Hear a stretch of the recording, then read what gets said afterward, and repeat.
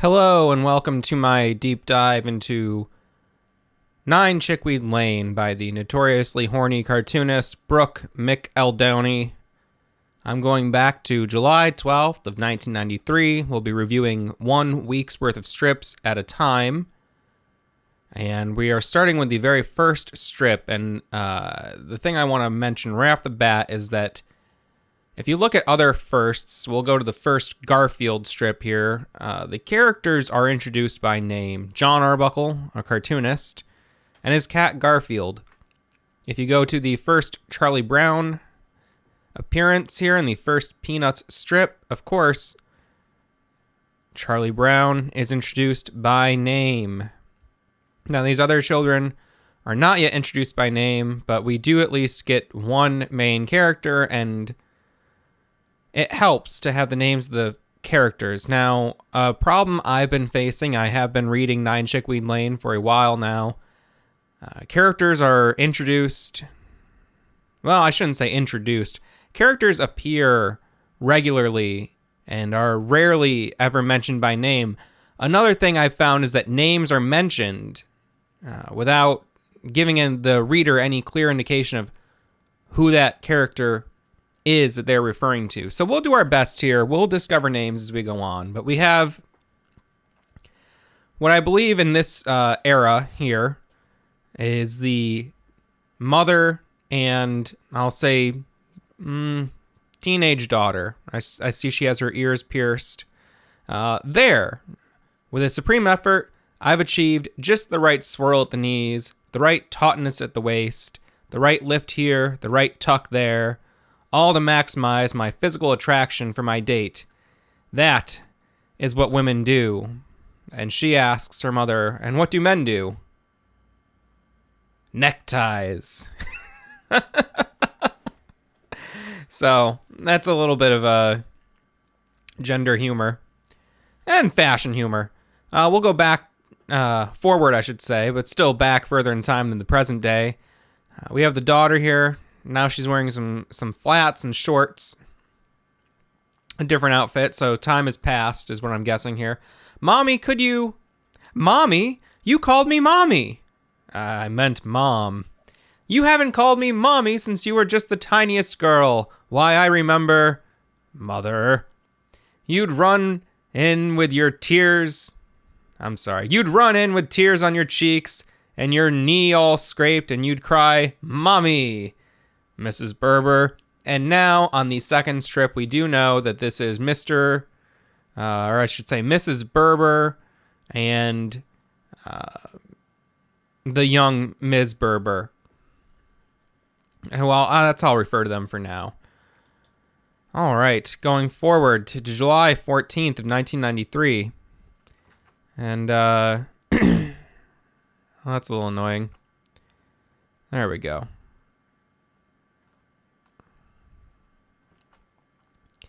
I just saw Gran. She seems upset.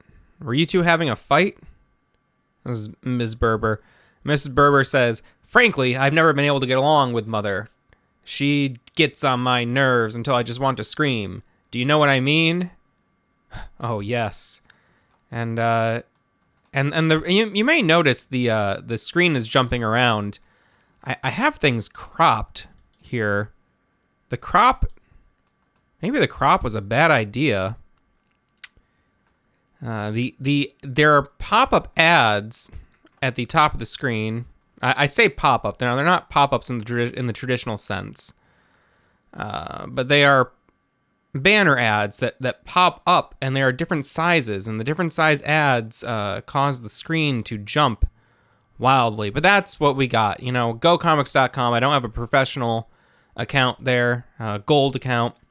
But you can see that Mrs. Berber is having a moment of realization here about what her daughter really thinks of her. And I will say, I really enjoy the textures here on her outfit. The sort of dotty cross-hatching here and the thicker cross-hatching and the stripes and the plaid and stuff. It's nice pen work. I really like that. We'll go forward a day.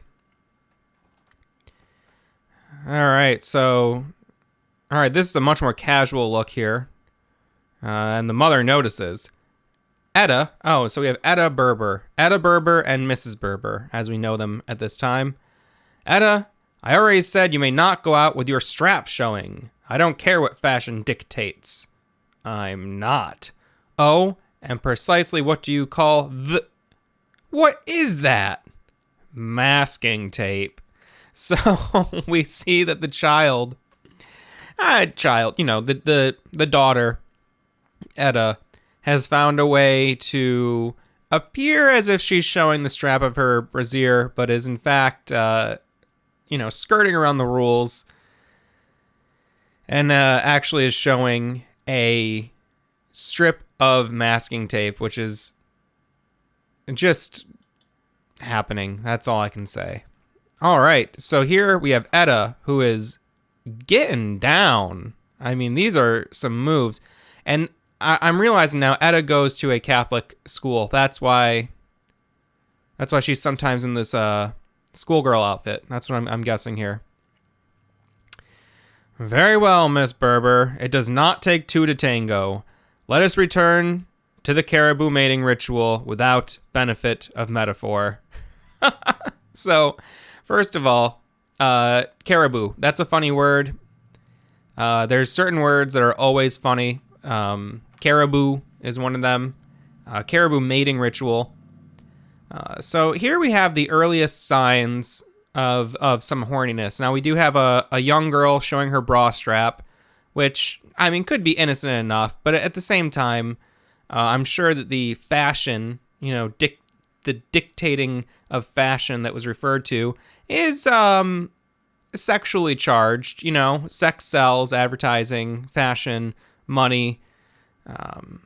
It's not to say that the character is being overly sexual even by showing a bra strap, but you can see how there's a line to be drawn there, a connection to be made between the showing of the bra strap and the idea of some sort of sexuality, or at least some degree of immodesty. But we have here caribous mating, of course, getting it on, boning. So this is a metaphor for the two to tango, which is, again, great body language here. Really good use of almost drawing the same panel 2 times in a row, but not quite. Hard to do it daily. Sister Ignatius may be a goon and a troglodyte, but I stood my ground. I put my hands on my hips, looked her straight in the eye, and said, "By all that is holy, I refuse to do 50 push-ups." And this male character here of the nerd persuasion, whose shirt is tucked in, but it does look like he's, in the last panel, has a... Well, never mind. He says, "You have hips?" So, of course, this is referring to, her rather curveless, spindly little body. And that's something for you. That happened, is what I'll say about that. All right, one more for you today. It's a full-size strip, so I'm assuming this is a Sunday strip. And of course, 9 Chickweed Lane. I do really actually enjoy the lettering here on the mailbox. A nice little rendering of a mailbox. By Brooke. Now,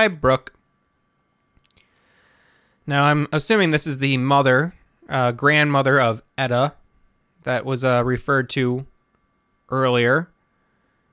Grump, grumble, mutter, grumble. Mutter, grumble, grouse. And Etta is reading about the national debt and suddenly is very disturbed. Very, very, very disturbed.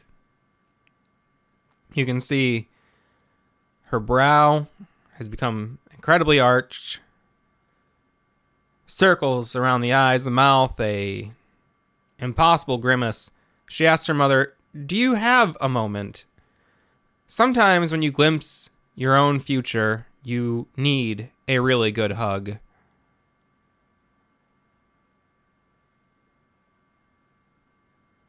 And so the mother sees the grandmother, and then the daughter sees the mother, and they hug each other even more intensely. Because they realize that what awaits for them in the future is, is this, a disgusting, angry, God, what is going on with this hair? This woman is, she's more bathrobe and bad mood than she is a human at this point. You know what I mean?